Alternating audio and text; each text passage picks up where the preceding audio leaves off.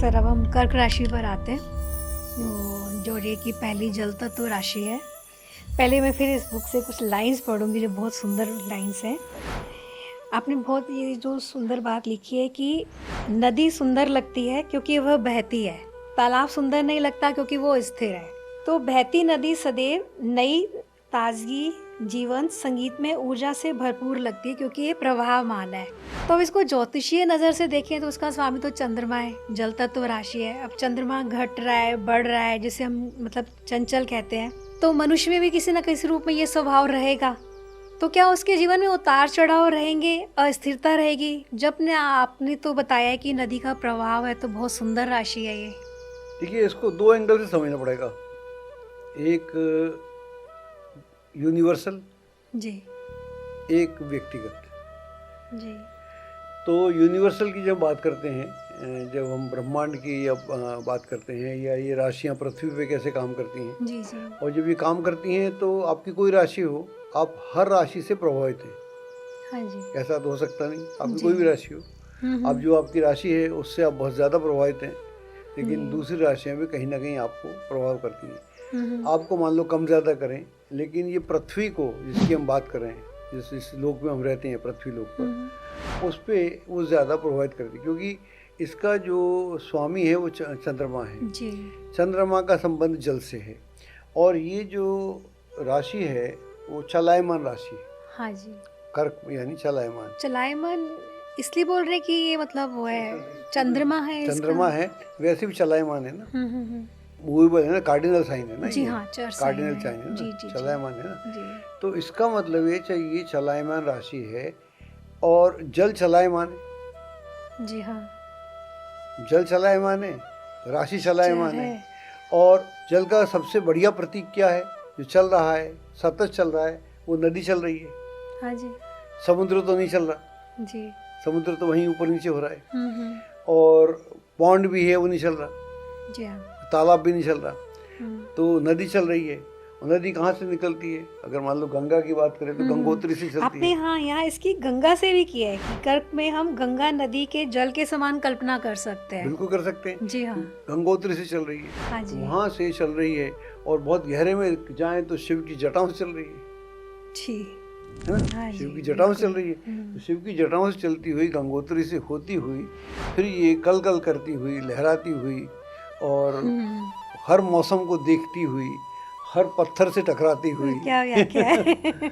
हर नदी नाले को अपने में समेटी हुई, हाँ जी कभी जी। छोटी होती हुई, कभी बड़ी होती हुई, तो ये अपने जाकर वहाँ पर जाकर मिल जाती है।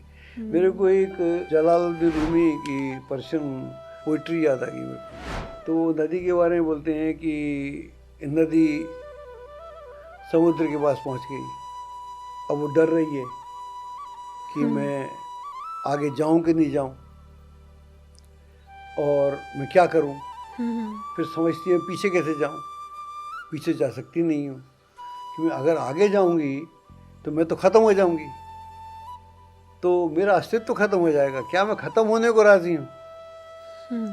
तो वो घबरा रही है। फिर वो हिम्मत करती है कि अब मेरे को ख़त्म ही तो होना था।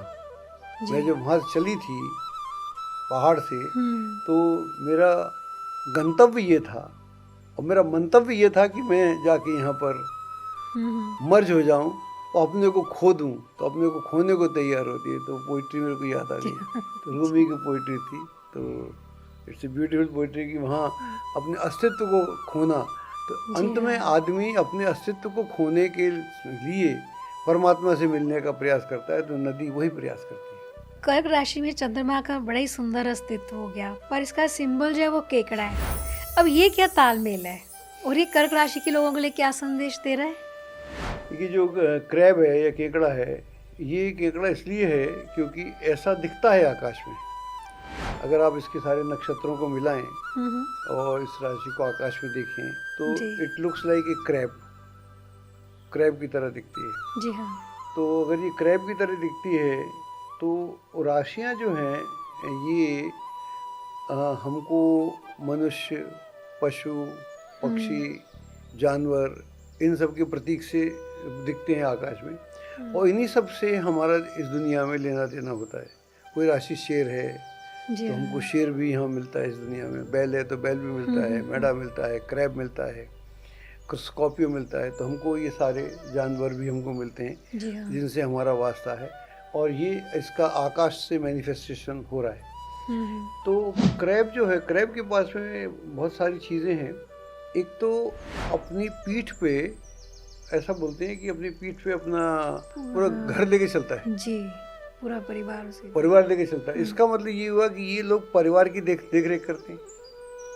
या फिर इनके ऊपर जिम्मेदारियां रहती हैं। एक ही बात है, हाँ वो। जिम्मेदारियां हो तो उनको वहन करने को तैयार हो जाते हैं। हम्म, अगर मान लो जिम्मेदारियां सर पे आगे रहें तो भागते नहीं, कई लोग भाग जाते हैं। जी जी जी। तो ये लोग इस तरह से उसको लेके चलते हैं। और अगर इनकी आंखें आप देखें क्रैब की, तो दूर से दूरबीन की तरह दिखती है। तो दूरदृष्टा भी होते हैं, तो प्लान कर लेते हैं कि 10 साल बाद क्या होगा, 2 साल बाद क्या होगा, 5 साल बाद क्या होगा, या कल क्या होगा, तो मुझे क्या करना चाहिए। और ये जल पे भी रह लेते हैं और पृथ्वी भी रह लेते हैं। तो इसका मतलब दोनों स्थितियों में अपने को एडजस्ट कर लेते हैं। पृथ्वी यानी अगर मान लो दिक्कत वाली स्थिति हुई तो वहाँ कर लिया, जल में चले गए, जल में कर लिया।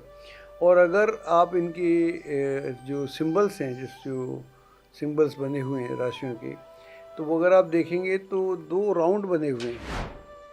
तो 2 राउंड बने हुए हैं दोनों तरफ से, अगर आप देखें किताब में। अगर हम उसको देखें तो दे लुक लाइक ब्रेस्ट, स्तन की तरह दिखते हैं। स्तन के प्रति आदमी का बड़ा भारी अट्रैक्शन है अनादिकाल से। और जितने भी चित्र मिलेंगे आपको स्त्री के, उसमें उसके स्तन को या ब्रेस्ट को बड़ा मतलब हर एंगल से दिखाया गया है। लेकिन उसका जो गहरा मतलब है, गहरा मतलब तो ये है कि वो तो जीवन की शुरुआत है। वो तो बच्चे के लिए है, आपके लिए नहीं है, आम आदमी के लिए नहीं है। अट्रैक्शन आता तो आम आदमी को हो रहा है, आम आदमी पागल हुए जा रहा है। लेकिन वो जो बच्चा आएगा कल को, उसकी तैयारी में हो रहा है सब कुछ। जी हाँ। तो इसका मतलब क्या हुआ, तो यहाँ से जो इस किताब में हमने कहने का प्रयास किया, हमने हर एंगल से समझने का प्रयास किया। जो लग रहा है, दिख रहा है कि हमारे लिए अट्रैक्शन है या उसमें आपका सेक्सुअल अर्ज जाग रही है, लेकिन उसका मतलब तो बड़ा गहरा है। तो प्रकृति अपने को बहुत कई तरह से प्रकट करती है। तो कई तरह से प्रकट करती है, तो वो उसका एक जो स्तन को इतना हम इम्पोर्टेंस देते हैं, लेकिन वो आपके लिए, एक बच्चे के लिए जीवन दायिनी है, जीवन दायिनी का काम करता है, जीवन प्रदान करने का कार्य करता है। उसके बिना उसका जीवन संभव नहीं हो सकता। तो राशियों के कई मतलब है। तो ये लोग इस तरह का कार्य करने का प्रयास करते हैं कि ये अपना भी भला कर सकें, अपने आसपास के लोगों का भला कर सकें। और इनका जो इमोटिव साइड होता है, इमोशनल साइड होता है, वो काफ़ी एक्टिव होता है। और दूसरा, they are story teller also, ये कहानी बहुत अच्छी सुनाते हैं, कहानी सुनाते हैं, क्योंकि कल्पनाशील होते हैं, कल्पनाशील होते हैं, और एक ही वो कहानी को 10 बार सुना सकते हैं। और चंद्रमा चूंकि घटता बढ़ता रहता है, तो ये अंदर से डरपोक भी होते हैं, कई स्थितियों से इनको डर भी लगता है, लेकिन वो डर व्यक्त नहीं करते। तो ये सारी चीज़ें अगर वहाँ के हम सिंबल देखें, उन सिंबल से फिर हमको पूरा व्यक्तित्व मालूम पड़ता है कि व्यक्तित्व क्या है। तो जैसे इतनी संवेदनशील राशि है ये, तो क्या इसका इनके व्यक्तिगत जीवन पर या सामाजिक जीवन पर कोई असर नहीं पड़ता होगा? बिल्कुल पड़ता है। मून की राशि है तो इनकी ज़िंदगी में अप्स एंड डाउन बहुत होते हैं जी। लेकिन चूँकि ये उस अप्स एंड डाउन को झेल जाते हैं जी। और इनके पास जो इनका जो मन है, वो उसमें बहुत लोग समा सकते हैं। तो बहुत लोग समा सकते हैं, तो फिर ये अपने मन को मार के भी बहुत सारे काम करते हैं। और ये कल्पनाशील होते हैं, जब ये क्रिएटिविटी क्षेत्र में होते हैं तो कमाल करते हैं। इनकी जैसी कल्पना करने वाला कुछ नहीं, कोई आदमी नहीं, आसानी से नहीं मिलता। और ये सख्त हो जाए तो वो सख्त भी हो जाते हैं, ऐसा भी नहीं है। इसमें लिखा है कि आपने कि जैसे इनके चंद्रमा की मनस्थिति होती है इनकी घटती बढ़ती, तो ये लिखा है कि संभव है कि आज हम क्रोध में हो, कल उदास, परसों प्रफुल्लित और चौथे दिन हम मौन धारण कर लें, तो और 5वें दिन खूब बोलें। यानी हमारी मनोस्थिति के विभिन्न आयाम हमें जीवित रखने में सहायक होते हैं। ठीक बात है। तो ये जिस तरह से मून के बदलाव होते हैं, फेजेस होते हैं, तो शुक्ल पक्ष के अलग होते हैं, कृष्ण पक्ष के जी। अलग होते हैं, उसी तरह इनकी फेजेस होते हैं। लेकिन कुल मिलाकर ये लोग काफ़ी अच्छे होते हैं। ये चाहे लग्न हो चाहे जी। राशि हो, दोनों में ही ये रिज़ल्ट बहुत सॉलिड मालूम पड़ते हैं। और ये जो भी हमने किताब लिखी थी, काफ़ी साल हो गए लिखे को इसको तो 20-22 साल हो गए, 22-23 साल हो गए, और पता नहीं कितने प्रिंट छप गए इसके। और ये किताब हिंदी में मिल जाती है, इंग्लिश में मिल जाती है, अभी रिसेंटली रशियन लैंग्वेज में भी जी इसका हाँ। ट्रांसलेशन हुआ है। जी।